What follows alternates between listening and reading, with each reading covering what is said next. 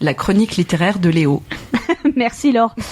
Du coup, oui, une petite chronique littéraire. Alors, pas au sens propre du terme. Hein. Pour une fois, j'ai fait une digression. Voilà, j'avoue. Je n'ai pas pris un livre en particulier. Non, bien sûr que non. J'ai pris un procédé qu'on utilise en littérature qui m'a un petit peu interpellée. Voilà, parce que ces jours-ci, je me suis replongée dans le livre La vie devant soi. Je sais que Laure, tu l'aimes beaucoup. J'adore. De Romain Gary, alias Émile Ajar, qui est donc le pseudo, hein, je précise, et qui en réalité s'appelait Romain Cassef, enfin je sais plus exactement, c'est un peu flou cette prononciation.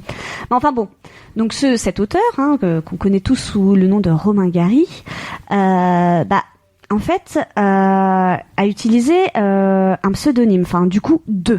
En fait.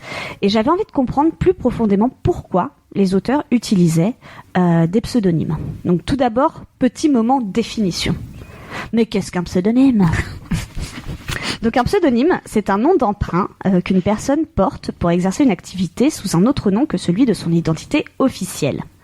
Attention, le pseudonyme ne doit pas être confondu avec le surnom, qui est attribué à une personne par un tiers.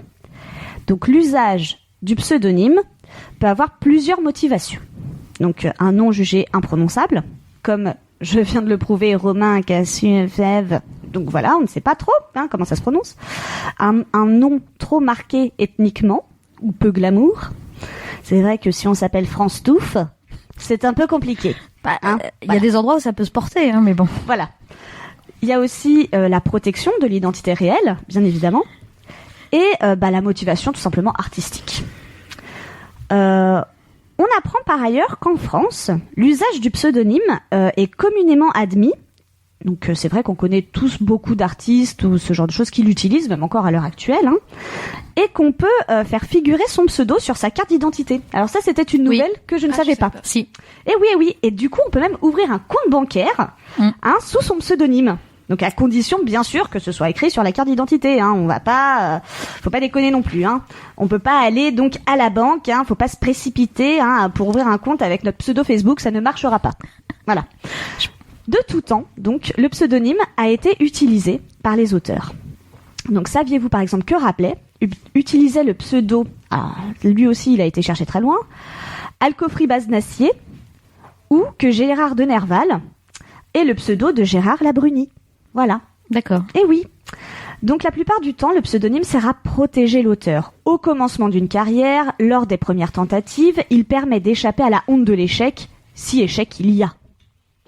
Mais le pseudonyme sert également de point d'entrée dans les arts. On pense notamment aux femmes qui ont écrit sous les noms d'hommes, pour accorder à leur production autant de chances qu'à celles de leurs homologues masculins. On pense du coup, bien évidemment, aux plus célèbres, George Sand, qui s'appelait Aurore Dupin, on pense à Jeanne Loiseau, qui écrivait sous le nom de Daniel Le Sueur, à Elsa Triolet, qui écrivait sous le nom de Laurent Daniel. Ah oui, je savais pas ça. Et si. D'accord. Et si. Donc le pseudonyme sert à ça. Une façon d'écrire librement en s'affranchissant des contraintes morales et sociétales. Car le pseudonyme, c'est une façon d'échapper aux préjugés de son époque. Les personnes, les hommes ou les femmes, sont visiblement très animés par la création, littéraire ou non, plus que par le désir de reconnaissance ou de légitimité. Donc pour l'anecdote, ce n'est qu'à la mort, par exemple, de Romain Gary qu'on a découvert qu'il avait gagné le prix Goncourt 2 fois. Chose qui est normalement impossible et interdite par le règlement du concours. Et oui, une fois sous le nom de Romain Gary et une fois sous son pseudonyme Émile Ajar. Alors pour moi, je dis oui. Je dis oui au pseudonyme. Je dis oui au nom ambigu comme Fred Vargas. Je dis oui à ce petit jeu de dupes s'il sert la création, les arts et la liberté. Eh bien, merci Laure. Merci Léo. Merci Léo. De rien. Mais moi aussi, j'ai ce pseudonyme. C'est ça. Ça se trouve, tu t'appelles Laure en vrai. Voilà, c'est ça. Et moi Léo. Voilà. On a interchangé. Mais merci les gars.